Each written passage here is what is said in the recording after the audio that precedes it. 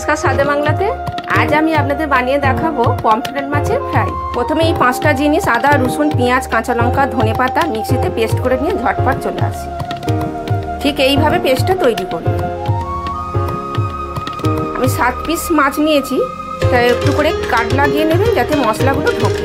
এই যে আপনাদের দেখিয়ে দিচ্ছি, এইভাবে প্রত্যেকটা মাছ আমি এরকমভাবে কাট লাগিয়ে প্রথমেই এই মশলাটা মাছগুলোর ওপর দিয়ে দিচ্ছি।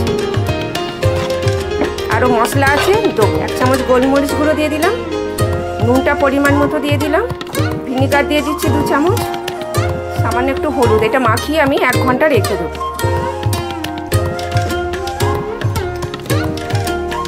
চার চামচ ময়দা, 2 চামচ কর্নফ্লাওয়ার, 1 চামচ গোলমরিচ, বেকিং সোডা, বেকিং পাউডার সামান্য করে, নুনটা পরিমাণ মতো, একটা ডিম,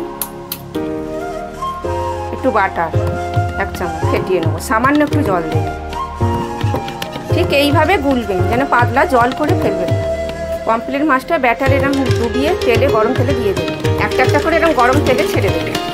ঠিক এইরকম লাল হয়ে গেলে তুলে নেবেন।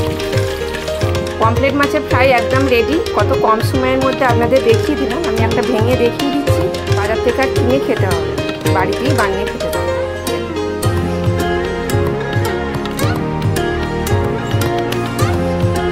আজ আপনাদের পমফ্রেট মাছের ফ্রাই করে আপনাদের দেখিয়ে দিলাম। যদি এই ভিডিওটি ভালো লেগে থাকে আমার চ্যানেলটাকে অবশ্যই সাবস্ক্রাইব করে দেবেন। আমার অনেক রেসিপি ছাড়া আছে, আপনারা দেখে নিতে পারেন। সুস্থ থাকবেন, ভালো থাকবেন। নমস্কার।